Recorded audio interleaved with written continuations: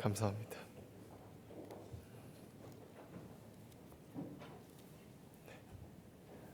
혹시 이제 더 빼먹은 거 없죠, 제가? 네. 감사합니다. 이렇게 도움받고 서로 도우면서 하는 것 같습니다. 제가 실수했는데 이렇게 빨리 수습해 주셔가지고. 네. 지금 오늘 말씀도 그런 것과 비슷합니다. 당시 민족의 지도자라는 사람들이 우리는 하나님을 알 수 없습니다. 율법을 다 지킬 수도 없습니다. 라고 말하면서도 사람들을 향해서 이렇게 말했습니다. 너는 왜 율법을 지키지 않니? 너는 왜 하나님의 뜻을 행하지 않니? 라고요.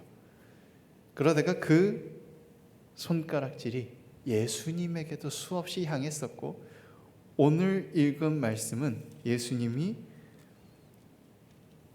하나님의 아들이라고 말한 것에 대해서 그들이 너 도대체 지금 뭐 하는 거야? 신성모독하는 거니? 네가 어떻게 하나님이야? 라고 하는 말에 대해서 대답하시는 말씀입니다. 예수님께서 이렇게 말하십니다. 성경은 패하지 못하나니 하나님의 말씀을 받은 사람들을 신이라 하셨거든. 하물며 아버지께서 거룩하게 하사 세상에 보내신 자가 나는 하나님의 아들이라 하는 것으로 너희가 어찌 신성모독이라 하느냐. 지금 예수님에게 비판하는 이들은 자신들이 율법을 모른다고 말하면서도 마음속에는 내가 율법을 정말 잘하는데 당신은 율법을 어겼어 라고 생각하고 있는 거죠. 그들은 율법을 지키려고 노력하고 율법을 연구하고 또한 율법을 생업으로 삼는 사람들이었기 때문입니다. 제사장들, 바리새인들, 서기관들, 사두개인들, 율법 없이 못 사는 사람들이죠. 심지어 지금도 유대인들은 유대 전통지구에 모여서 아무것도 안 하고 율법만 지키고 사는 사람들 덕분에 지금의 이스라엘이 유지되고 있다고 고백할 정도로 그들은 하나님 앞에 정체성을 굳건하게 하는 핵심이었습니다. 당연히 그들이 민족의 지도자가 될 수밖에 없고 그들이 모든 그 나라 이른 백성의 중심이 될 수밖에 없는 겁니다. 이스라엘이란 나라가, 유대인들의 나라가 바벨론에 의해서 멸망하고 나서 다시 세워지기까지 거의 2000년이 가까운 시간이 필요했습니다. 기원전 500년 정도 경에 멸망을 했죠. 그리고 다시 세워진 게 2차 세계대전 이후에 다시 이스라엘이라는 국가가 생겨나니까 그 시간 동안 식민지로 살고 흩어져서 살고 소수민족으로 살면서 정체성을 유지해 왔던 겁니다. 지금 신약 성경의 배경도 마찬가지죠. 로마의 식민지 생활을 하는 겁니다. 나라는 이미 없어졌고 모여서 그 민족들이 모여있는 그 지역을 일종의 유대인 지구로 인정하고 총독을 파견해서 관리를 하고 있는 겁니다. 그런 상황에서 괴로움 당하는 백성들 가운데 민족의 지도자로서 하나님을 향해서 살아가는 사람들, 민족의 모범이 되어 우리는 하나님께 선택받은 민족이야 라는 걸 보여주는 그들의 말은 절대적이었습니다. 그런 그들이 율법을 알 수 없어라고 율법적으로 말하면서도 마음속에 우리는 하나님을 알고 율법을 알아라고 생각하는 건 정말 자연스럽고 당연한 일인 겁니다.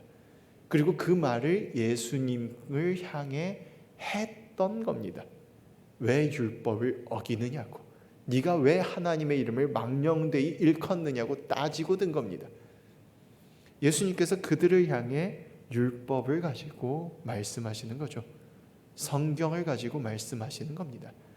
하나님의 감동과 선택을 받아 그 명령을 받고 이행했던 이들, 하나님의 일을 행했던 선지자들이나 민족의 지도자들을 향해서 수많은 사람들이 그가 하나님의 사자, 하나님의 신이다라고 말했던 것을 인용하고 있는 거죠.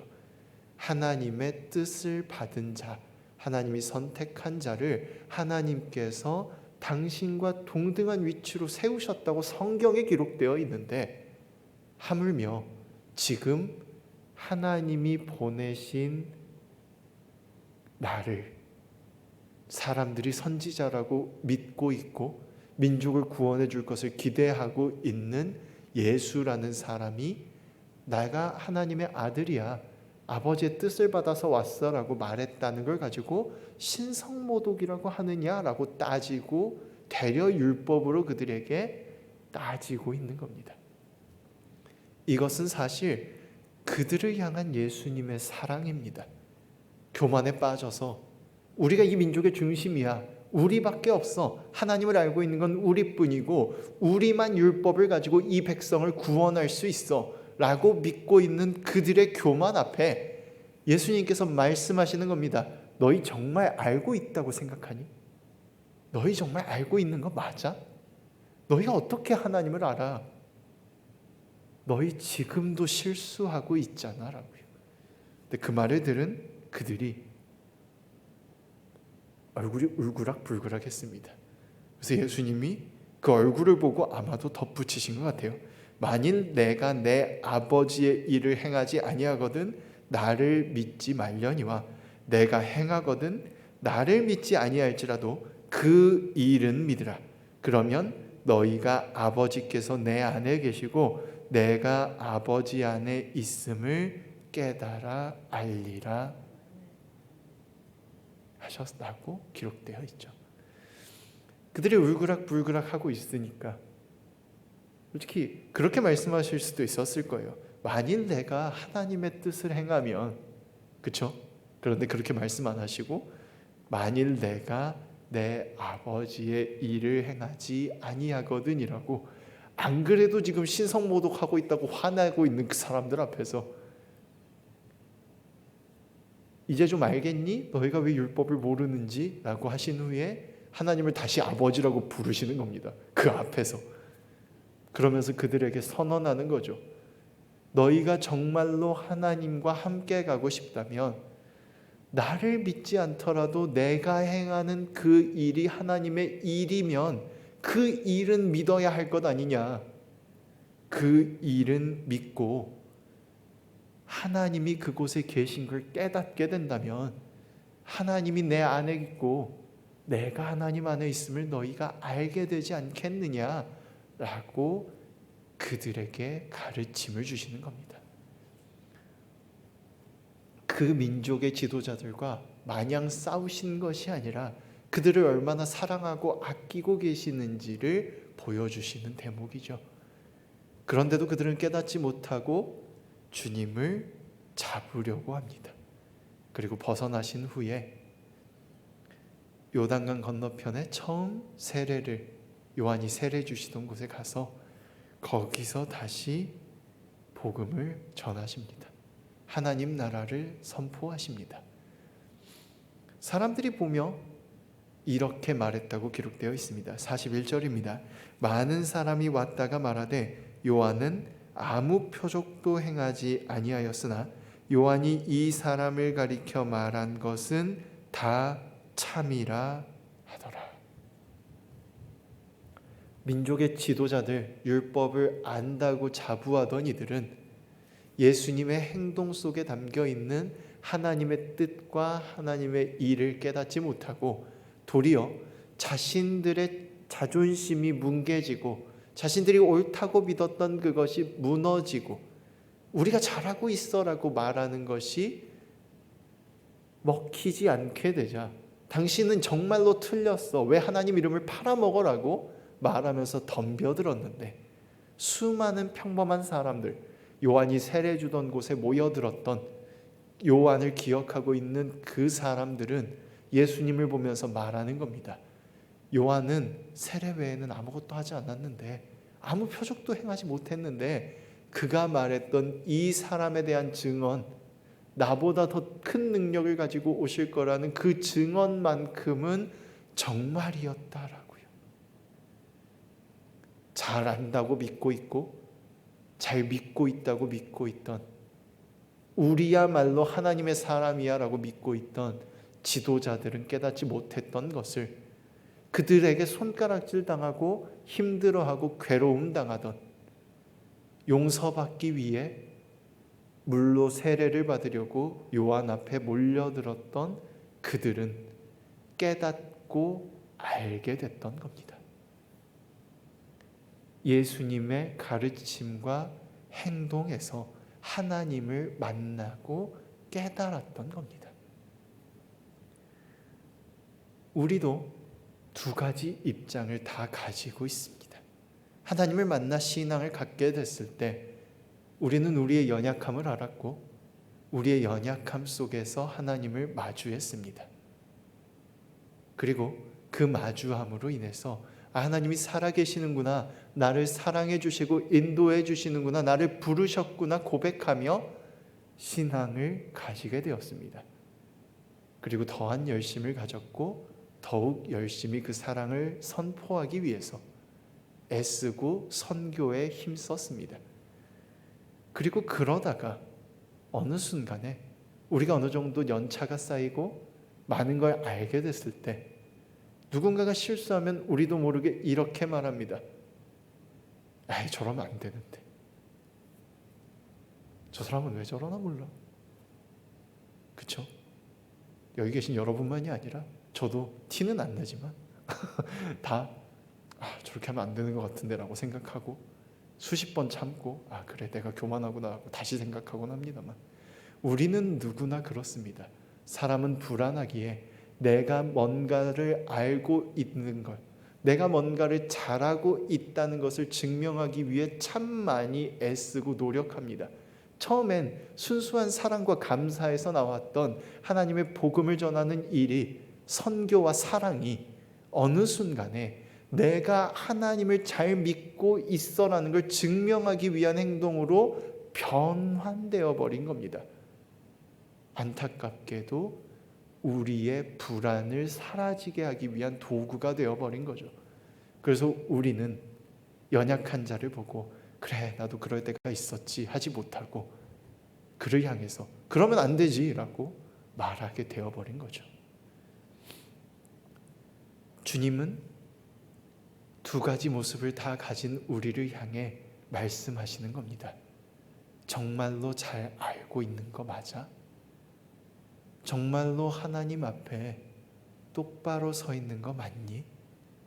만약 그러고 싶다면 아무것도 모르고 있다는 것부터 인정했으면 좋겠어 라고. 민족의 지도자들 주님을 향해서 네가 어떻게 하나님의 아들이냐고 손가락질하며 외치고 수많은 백성들을 향해서 왜 율법을 지키지 못하느냐고 화내던 그들을 사랑하시는 마음으로 너희가 진정 하나님 앞에 섰으면 좋겠다고 하나님 앞에 너의 연약함을 인정했으면 좋겠다고 말씀해 주시는 겁니다. 그리고 어떻게 우리가 주님의 것을 분별할 수 있는지까지 말씀해 주십니다. 그 행하는 일이 하나님의 일이거든. 그 행하는 일이 하나님의 일이거든. 하나님이 그 안에 계시고 그가 하나님 안에 계심을 깨달아 알 수 있다는 겁니다. 우리 안에도 그럴 수 있기를 원합니다. 우리가 하나님을 사랑하는 그 사랑이 다시금 피어나서 다시금 사랑으로 사역하고 사랑으로 선교하고 사랑으로 봉사함으로 우리 안에도 하나님의 일이 다시금 살아 숨쉴 수 있기를 원합니다. 그 사랑으로 해나갈 수 있기를 원합니다. 사실 여기 와서 참 놀란 게요, 성도들 사이에 그리고 목사님도 사모님도 너무나도 서로 사랑하는 걸 보고 참 놀랐습니다. 요즘 그런 교회가 참 많이 줄어들었다고 느끼고 있었거든요. 서로 사랑하는 교회가 아직 있구나, 사랑의 마음으로 안타까워하는 교회가 아직도 이 땅에 있구나 라는 걸 느끼면서 여기서 참 많이 배워야겠다라고 생각했습니다. 그리고 오늘도 여전히 여러분의 사랑에 감동하며 또한 저를 돌아보고 다시금 고백하고 다짐합니다. 사랑 안에 살며 하나님의 일을 행할 수 있기를 원합니다. 하나님 도와주십시오. 함께하여 주십시오. 우리가 사랑 가운데 우리의 연약함을 인정하고 하나님의 사랑을 보다 더, 이미 잘하고 계시지만 보다 더 아름답게 행할 수 있기를 간절히 소망합니다. 기도하겠습니다. 우리를 불러주시고 우리를 채워주신 하나님, 우리의 부족함과 연약함을 아시고 그 모든 것을 감당하신 줄 믿습니다. 그 은혜에 감사드립니다. 지금 우리의 부족함을 다시 돌아보며 주님께 나아가오니 우리로 주님의 사랑을 다시금 깨닫게 하여 주시옵소서. 주님의 사랑 안에 살며 그 사랑을 통해 주님의 일을 해나가는 우리가 될 수 있도록 이 땅을 바꿔나가는 사랑으로 물들이는 우리가 될 수 있도록 주님 허락하여 주시옵소서. 동행하여 주시옵소서. 사랑으로 인도하시는 예수 그리스도 이름으로 기도합니다. 아멘. 함께 찬송가 539장 찬양하겠습니다.